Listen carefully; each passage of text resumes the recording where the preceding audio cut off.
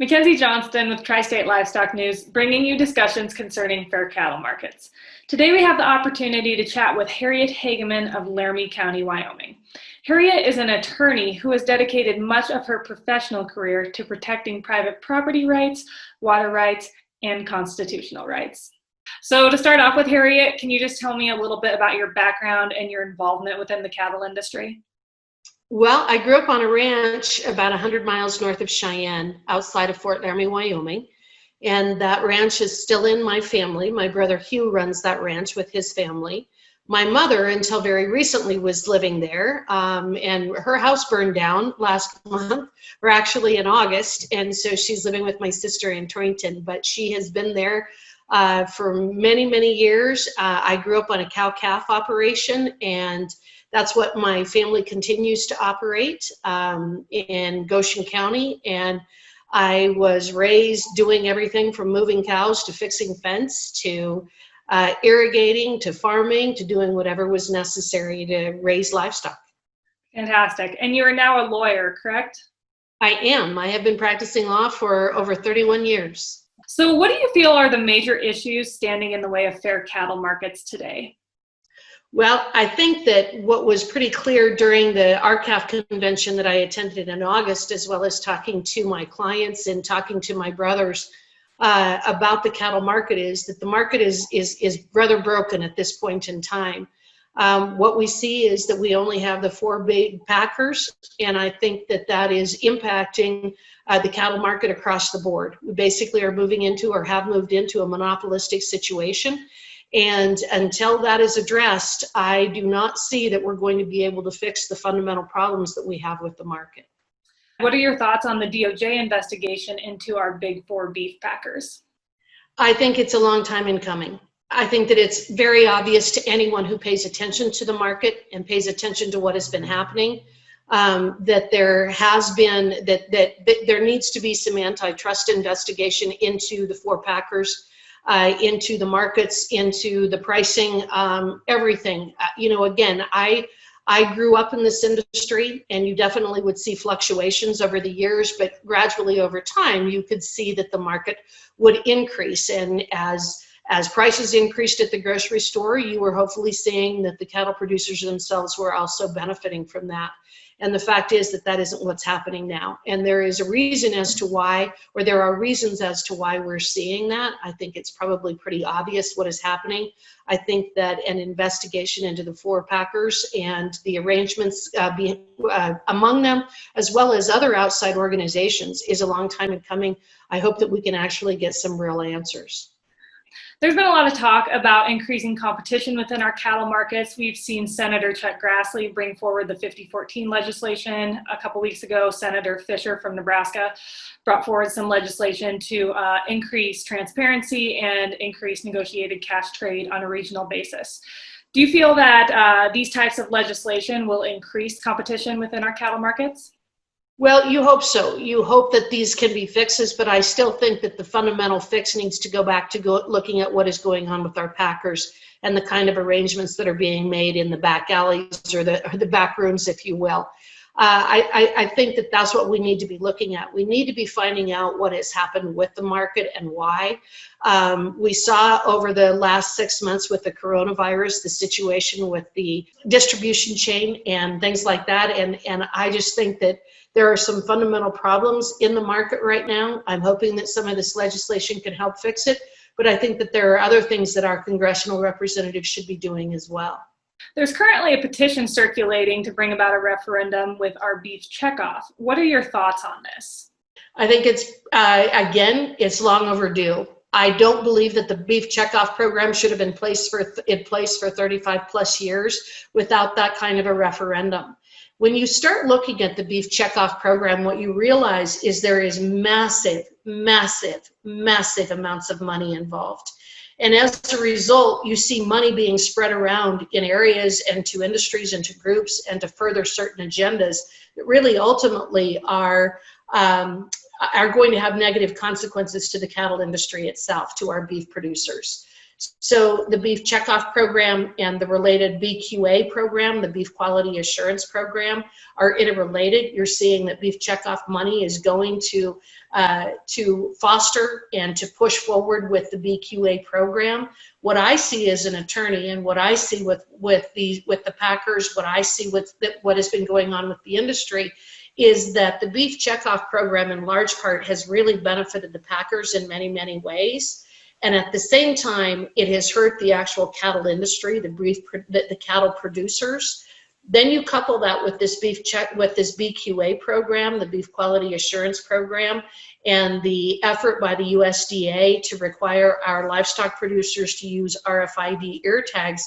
And what you find is that it is an effort for the packers or third parties to dictate how our cattle industry is operated. All of this is an effort so that third parties, whether it be the World Wildlife Fund, or it be the packers, or it be McDonald's, or whomever it might be, it is to allow these third parties, these outside groups, to dictate how someone like my brothers have to operate their ranches, whether it has to do with how they're building their fences, how they may be managing their water resources, whatever it might be, and we can talk about that in more detail. But what I see is that the beef checkoff program hasn't done nearly enough to actually promote the cattle industry and the beef industry, but it has generated massive amounts of money that I think is being used inappropriately.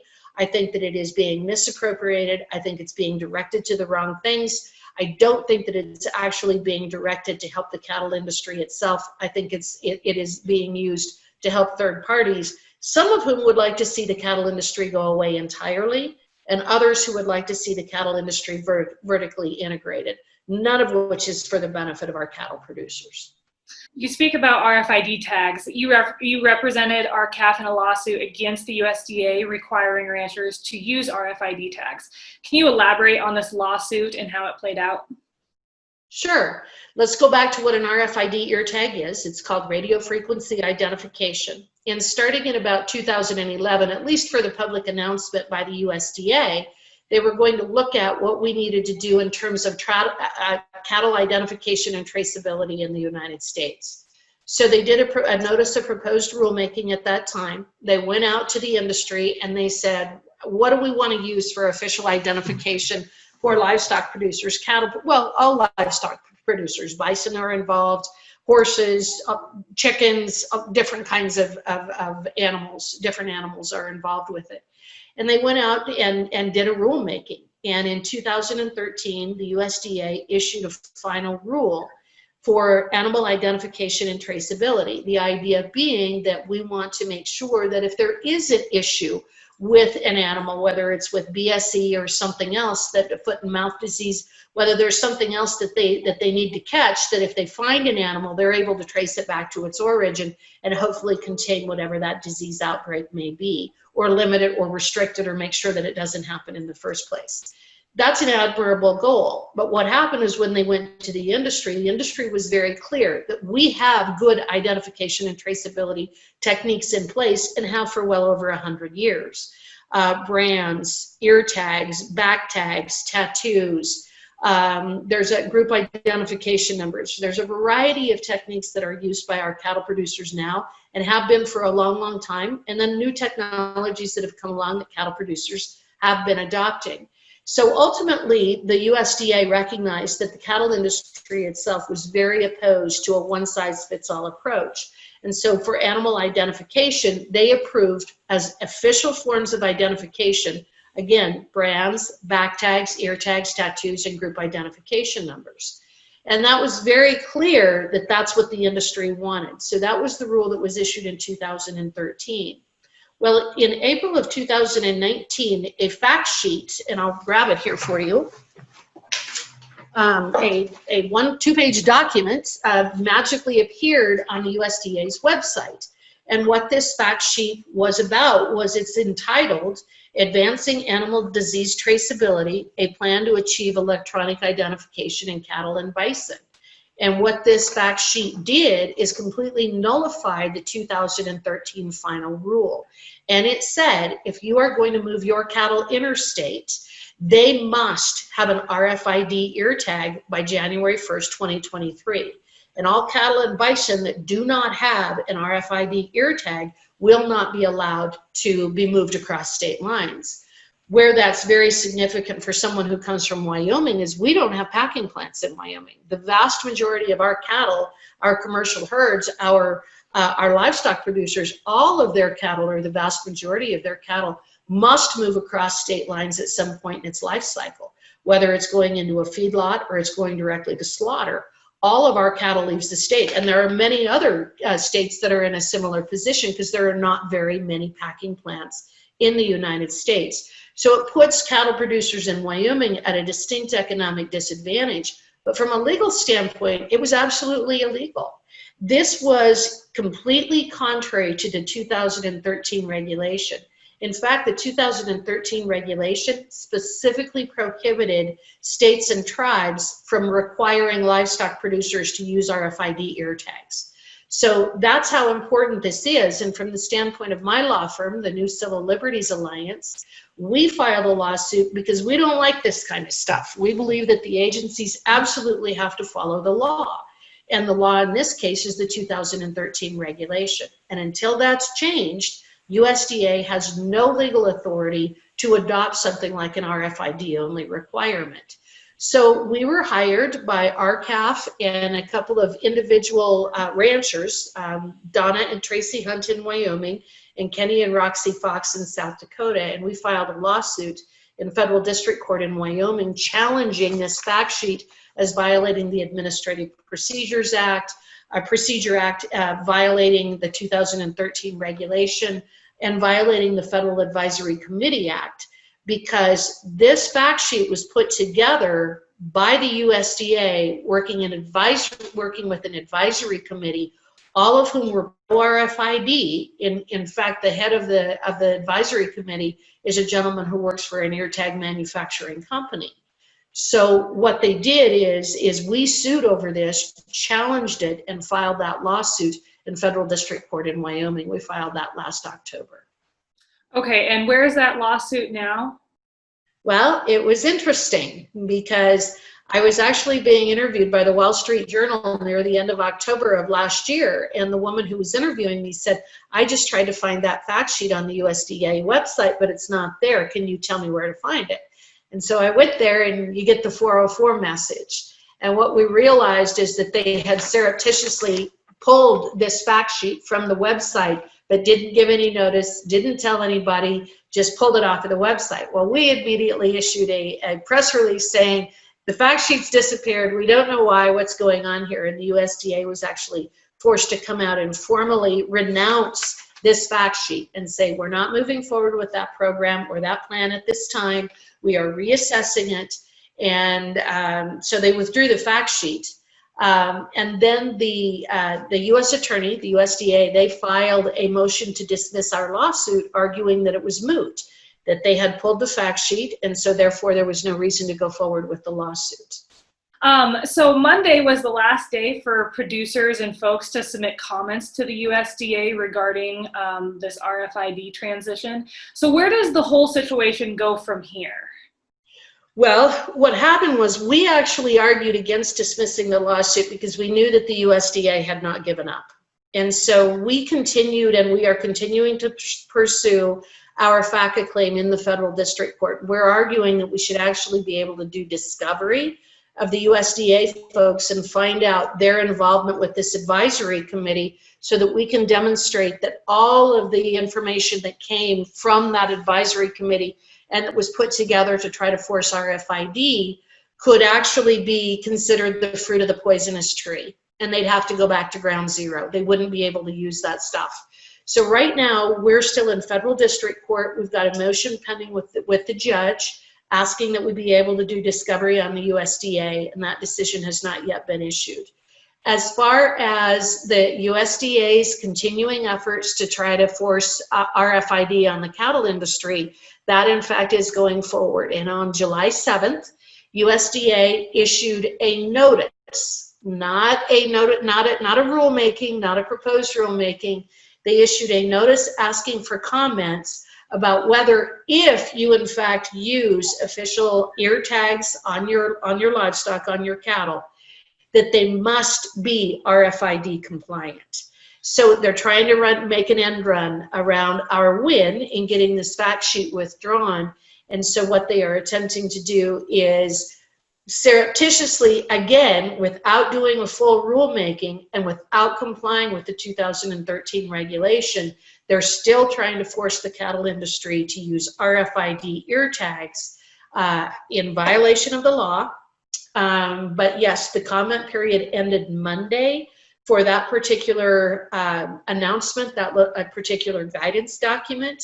We have submitted comments. I know that a lot of other people, a lot of other individuals and cattle producers have issued comments or filed comments. I assume that regardless of what the cattle industry wants, USDA is going to go full steam ahead with trying to force RFID ear tags. And the reason I say that is because I'm fully aware of what the long-term plan is in terms of the USDA and the packers and the third parties that I was talking about earlier in our interview.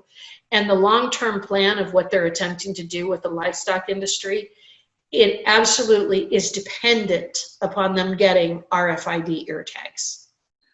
When you speak of this long-term plan, what are you referring to? Are we talking about vertical integration? We're talking about vertical integration.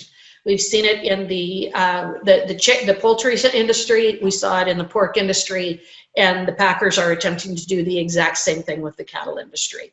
What you see right now, even with a Walmart, Walmart is entering into contracts with only specific people for their beef products, vertically integrating where they own the entire chain of production, and they want to do that with all of our independent cattle producers as well. I think that what the long-term goal is that the packers tend to own the vast majority of the ranches in the United States, and they hire cattle producers as their hired men. They may be the managers, but I do believe that the long-term goal is vertical integration of the cattle industry. It's one of the last industries that is independent. It also, the cattle producers are the ones that own and control the vast majority of private property, especially in the Western United States. And so I think that what you are seeing and what the effort is that there is a push for vertical integration to try to do away with independent cattle producers. And one of the problems that I have with RFID is that right now our cattle are an undifferentiated commodity. And what that means is that on sale day, whether it's a Wednesday in October in Torrington at the Torrington sale barn, you may have 6,000 head of cattle that go through there. And they can go through and they're tested and everything. And as long as there's no problem, it's just 6,000 head of cattle.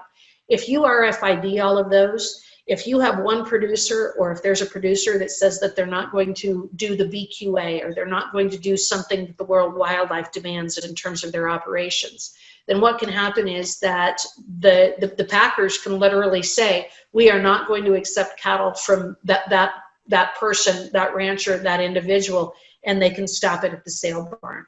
So RFID is not as much about traceability for disease as it is a mechanism by which the USDA and the packers are moving forward with trying to dictate operations for our cattle producers. And if in Beef Magazine, I want to say maybe 3 or 4 months ago, there was an article saying exactly that.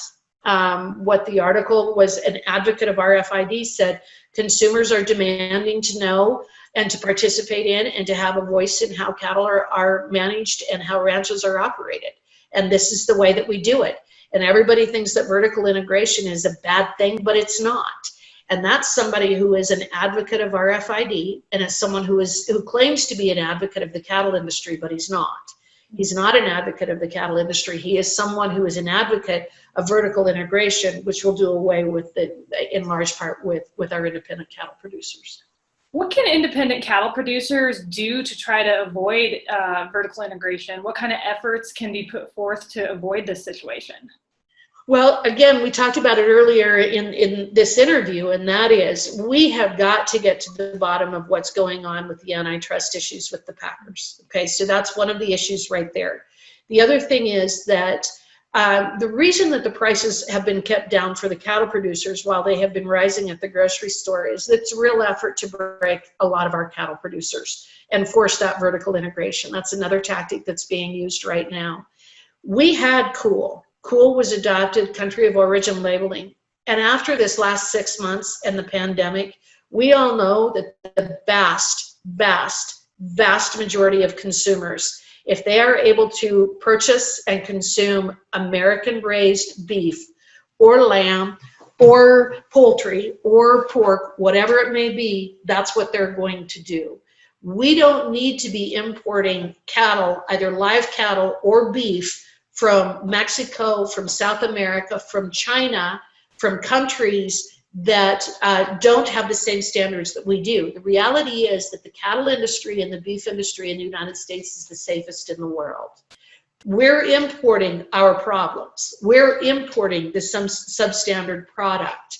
And the fact is that if we get, or if we have country of origin labeling, what everybody knows is people are willing to pay more for that American-raised beef than they are Chinese-raised beef, or South American-raised beef, or Brazilian-raised beef.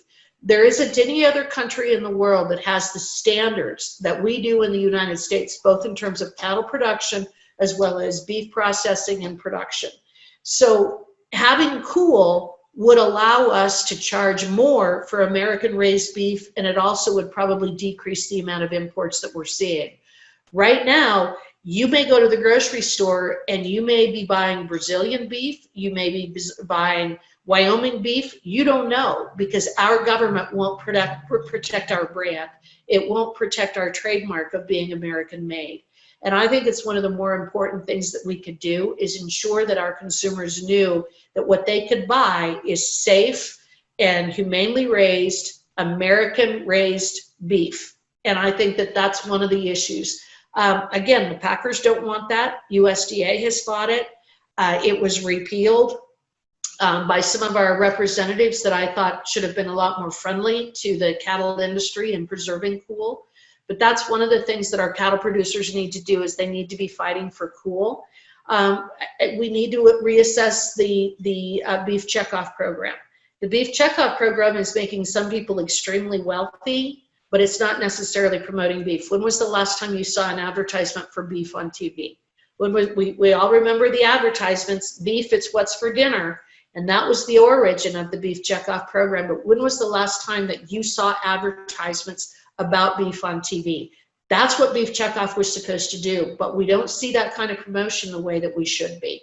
And then again, that BQA stuff, we need to make sure that we do not have third parties dictating how we're running our operations, because what they'll do is they will adopt standards and requirements that will break our independent cattle producers. So what do you see happening to the independent cattle producer if these changes aren't made, if these issues aren't addressed? You see our industry going down the same path as pork and poultry industries have went?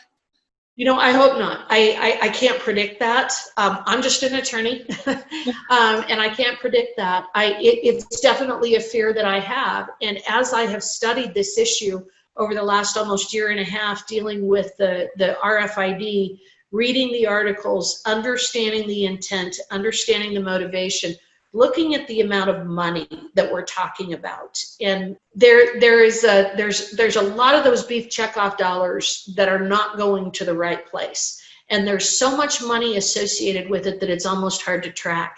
You know, again, beef checkoff dollars should not be going to promoting BQA compliance. It just shouldn't, because that BQA compliance, that 33 or 35 point checklist, some of those things are absolutely fine, but the moment that you start making those things mandatory and having a third party be the person that gets to determine whether you're in compliance, that third party is going to come in and they're going to have an agenda that is not the same agenda as the cattle producer. Our cattle producers produce one of the top products in the entire world in terms of protein, in terms of a healthy for your diet, all of those things. Our cattle industry is a success story on so many different levels. And we don't want to destroy it. And some of the things that are going on out there with these mandates with how our RFI, or with how our beef checkoff money is being used, what's going on with the packers, the shove or the push towards vertical integration. All of those things are not going to help the cattle industry, and ultimately they're going to dramatically decrease the availability of beef and dramatically increase the price to the consumer. And none of us think that that's the right route to go. We all are proponents of beef. We know the health benefits of having a beef diet, beef in your diet. We want our kids to have the availability of that protein. And the things that I see coming from these groups and these efforts to try to take over the beef industry, or the cattle industry, I should say, are not going to, in the long run, be good for the United States, our consumers, or anybody really, except people who, a very limited few who could make an enormous amount of money. That is all I have for questions. Do you have any closing statements you'd like to make regarding the cattle industry and our cattle markets? I want to congratulate. I want people to understand the quality product that our cattle producers are producing every single day. The amount of hard work that goes into it, the dedication that goes into it. It is truly a calling. Having been raised in that industry, having family that are still in that industry, it is a calling. And these are people who have dedicated their lives to producing something that is really very good, very beneficial, not only in terms of food consumption, but at the same time in terms of their the manner in which they preserve and protect our lands. They are true stewards of the land, more so than almost anybody else could be, because everything that they do is dependent on their ability to care for their pasture, their farm ground, their water resources, all of those things. At the same time, they provide a massive amount of forage and grasslands for wildlife, water resources for wildlife. Our ranches in the western United States have so dramatically increased or improved the environment, and it's why we have the wealth of wildlife that we do, why we have the fisheries that we do, those kinds of things. I think they should be commended for what they've done, and I think that our leaders and our political leaders should be making sure that they are there protecting that industry, because it's an incredibly important industry to the future of the United States.